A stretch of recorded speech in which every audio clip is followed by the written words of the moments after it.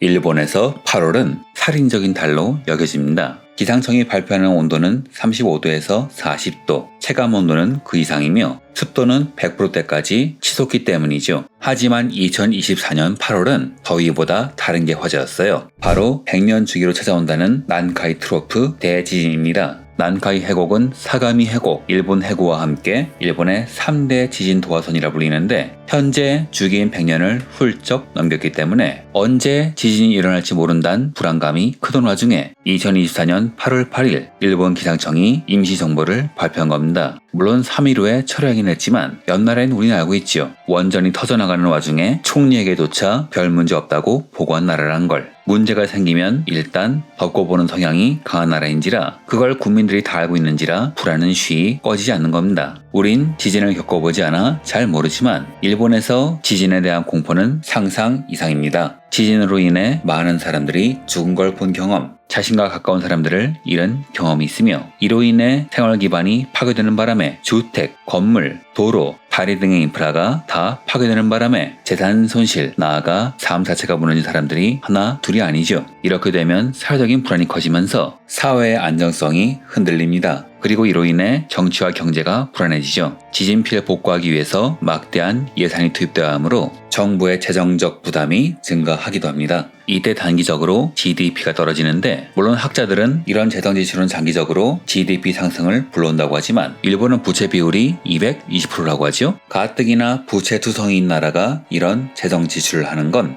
아무래도 부담이 될 겁니다. 한 가지 확실한 건 지진은 큰 피해를 불러일으키며 경제, 사회적인 불안 요소가 입히는 피해도 상당하고 그로 인한 여파가 사회를 오랫동안 좀먹기도 하지요. 이번 영상에서는 일본에서 큰 지진이 일어났을 때 어떤 변화가 있었는지 역사를 통해 간략히 정리해 보겠습니다.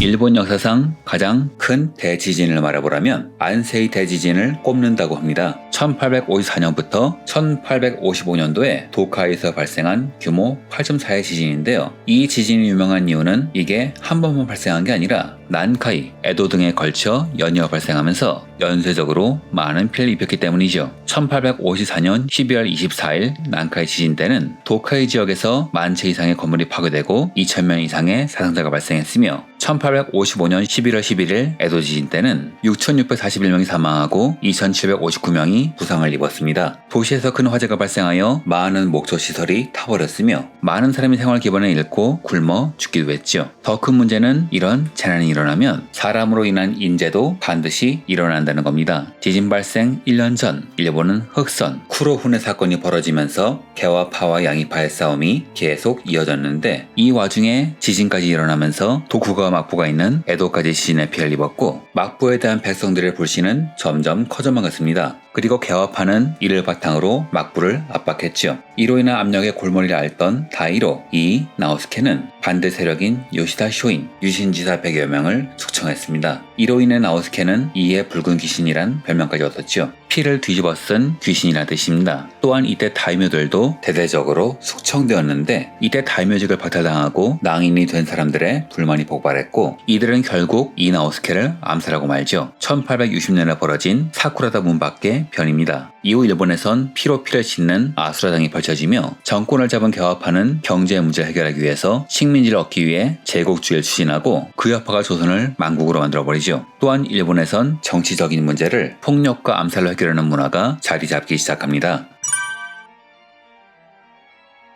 1923년 관동 대지진은 3대 도화선 중 하나인 사가미만에서 발생한 것으로 도쿄와 요코하마를 중심으로 약 14만 명의 사망자가 발생한 재난이죠. 5분 간격으로 3차례 일어난 해구형 지진이며 지진 이후에도 규모 6의 여진이 간토에서만 무려 16번 일어나며 피해를 확산시켰죠. 이 와중에서 도쿄에 대화재까지 발생하자 일본 정부는 패닉에 빠졌습니다. 당시 일본은 목조 건물이 대부분이었는데 지진이 일어난 시간이 11시 58분인지라 대부분의 가정은 점심을 준비하고 있었기에 순식간에 목조 주택들이 연이어 불타버린 것이죠. 이 화재는 3일간 이어지면서 도쿄 전체 면적의 40%를 전소시킵니다. 이때 모든 생활 인프라가 다 망가졌고 국민들의 불만은 끝없이 치솟았으며 정부의 시스템 자체도 박살나버리는 바람에 사회는 그야말로 아비규환이었죠. 더 큰 문제는 당시 일본 내각 총리 대신이 공석이라 사태를 제때 수습하지 못한 겁니다. 결국 이로 인한 사회적 불만을 해결하기 위해서 일본 정부는 국민들의 칭호를 돌리려고 합니다. 1923년 9월 10일 정부의 기관지인 매일신보는 조선인들이 우물에 독을 풀었다 란 기사를 실었습니다. 재난에 따른 정치, 사회적 불만을 무마하기 위해 죄 없는 사회적 소수자에 대한 징후를 국가가 선동한 것이죠. 삶의 터전, 생활, 미래를 잃고 분노한 대중은 그 말에 홀려 인민재판을 하면서 지진을 일으킬 힘이 있을리 만무한 죄 없는 조선인들을 마구잡이로 학살했습니다. 그 중에는 관공서, 경찰서로 도망친 조선인도 있었지만 나중에 문서, 증언으로 밝혀졌듯 조선인 학살은 일본 정부가 직접 기획한 것이었죠. 오히려 경찰, 일본군, 소방관, 공무원들은 이를 막기는커녕 학살에 같이 동참했습니다. 이때 경제적 피해는 GDP의 37%에 달했으며 정치적 불안을 틈타 이시하라 칸지가 내각을 무시하고 만주국을 세우는 등 국가 권력이 군부 세력에 휘둘리는 사태가 벌어졌는데 일본이 만주를 점령하자 다른 열강들이 일본을 압박하기 시작하고 이후 일본이 폭주하기 시작한 걸 감안하면 관동 대지진은 일본 제국이 패망하는 단초가 된 셈이기도 하죠.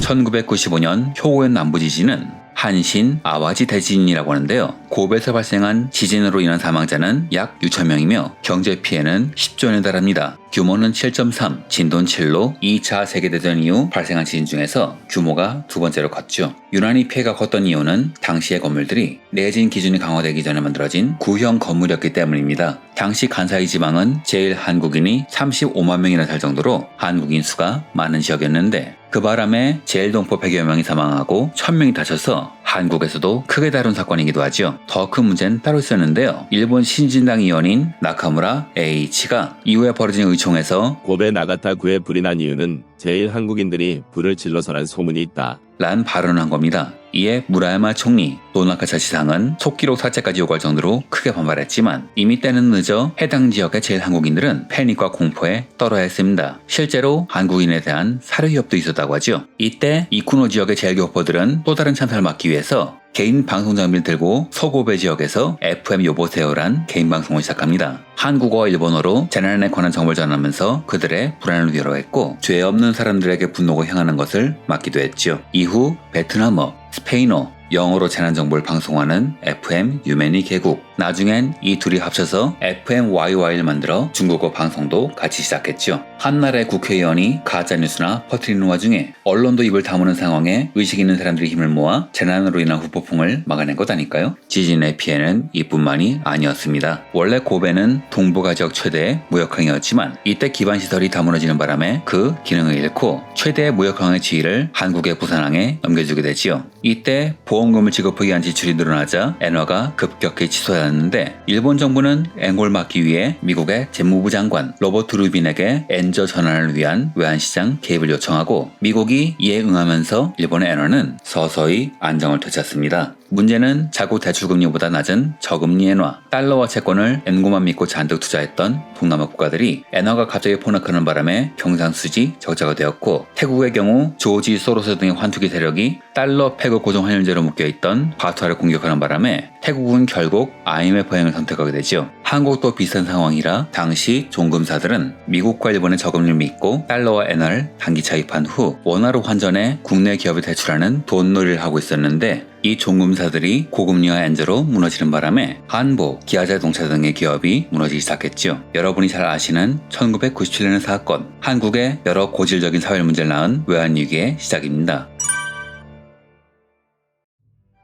2011년 동일본 대지진, 도구지방 태평양 해역 지진은 2차 대전 이후 발생한 최대 지진이며 인류 역사상 자연재해에 따른 재산 피해액이 가장 큰 참사로 기록되었죠. 세계 지진 관측사에서 4위 안에 들 정도로 강력한 지진이기도 하며 일본 전역에서 진도 1의 지진이 발생할 정도로 위력이 강했습니다. 당시 파괴된 주택은 40만 채, 항구는 319개소가 파손되었는데 당시 피난민 중 4만 명은 아직도 집에 돌아가지 못하고 있죠. 이때 세계의 대재난, 대지진, 쓰나미, 원전 폭발이 동시에 발생했는데 이로 인해 일본 사회는 21세기를 넘어 제2차 세계대전에서 패전한 이후 가장 큰 사회적 충격을 받았고 지금까지 그 수습을 해야 하는 상황이며 현재 많은 사람들이 이로 인한 트라우마에 시달리고 있죠. 신카이 마코토 감독의 애니메이션 스즈메의 문화 속에선 작중에서 지진 경보음이 들리는데 이에 관한 경고 안내를 했음에도 불구하고 사용 중에 패닉을 일으킨 사람이 있었다고 합니다. 이 지진은 리먼 쇼크로 타격을 받은 일본 경제에 결정타를 날린 사건으로 유명하며 우리에게도 많은 영향을 주었지요. 일본을 연구하는 많은 교수, 학자는 이 시점을 기점으로 일본의 우경화가 시작되었다고 말합니다. 일본의 역사에선 사회적인 불안을 새로운 적을 만들어 잠재운 경우가 많았습니다. 그 새로운 적이 이번엔 한국이 된 것이죠.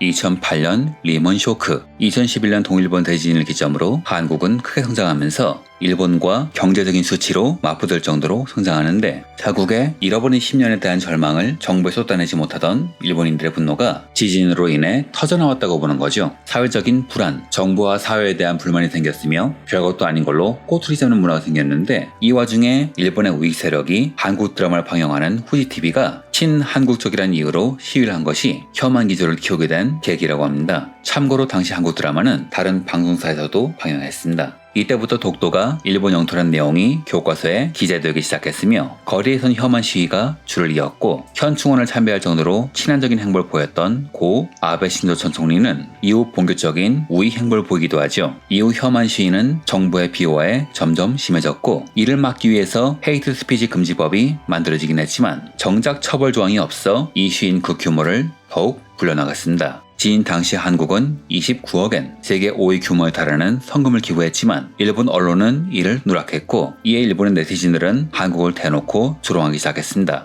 이후 화가 난 한국인들은 이후엔 일본의 재난 관련 성금에 소극적이 되었죠. 또한 경제적 피해도 엄청났습니다. 일본에게 가장 큰 문제는 원전 사고로 인한 방사능 유출이었습니다. 후쿠시마 원전 사고만으로도 일본 경제 전체에 347조에 달하는 피해가 발생한다고 하며 일본 경제산업성활 후쿠시마 제1원전의 사고 처리 비용은 최대 81조엔, 제1원전 사고에 대한 배상과 재염 등의 비용이 23조 4천억 엔으로 약 213조 원에 달한다고 하죠. 그리고 그 금액은 지금도 계속 불어나고 있으며 이로 인한 환경오염, 경제붕괴는 지금도 이어지고 있습니다. 2024년 1월 1일엔 노토반도 지진이 발생했습니다. 약 282명의 사망자가 발생했으며 피해액은 최대 2조 6천억 엔으로 추산된다고 합니다. 또한 일본의 GDP 감소는 연간 약 0.05% 수준으로 예상된다고 하네요. 복구 과정에서 경기 부양 효과가 있다는 말은 계속 나오는데 피해자분들의 상처, 피해는 돌이킬 수 없을 테니 경기 부양 효과를 말하는 건 예의가 아니라 생각이 드네요. 지진이 최악의 재난인 이유는 그 피해 자체도 크지만 그 후유증이 정말 크기 때문이죠. 사회, 경제, 문화적으로 전방위적인 타격이 생기며 이로 인한 사람들의 PTSD는 지속적으로 사회를 좀먹어갑니다. 그 여파는 어찌 보면 전쟁 이상이죠. 또한 더 큰 문제는 이게 그 나라만의 문제로 끝나지 않는다는 겁니다. 중세시대만 해도 한 국가에서 일어난 재난이 다른 나라에 영향을 미치는 일은 드물었어요. 하지만 지금은 교통, 통신의 발달로 인해 세계가 점점 가까워지면서 지구 반대편의 재난이 반대편의 국가에 영향을 끼치기도 하죠. 지금 세계 각지에서 일어나는 전쟁으로 인해 상관도 없는 우리 경제가 흔들리는 말이죠. 경제, 문화적으로 선진국인 일본의 재난은 세계 여러 국가에 어떤 형태로든 영향을 줄 수밖에 없으며 지금까지 역사가 말하듯 일본에서 일어난 재난이 우리에게 어떤 형태의 영향을 준 것은 사실이기에 우리 입장에선 더욱 조심할 수밖에 없을 것 같습니다. 지진으로 인해 인명피해가 없길 바라며 이번 영상은 여기까지 하겠습니다. 시청해주셔서 감사합니다.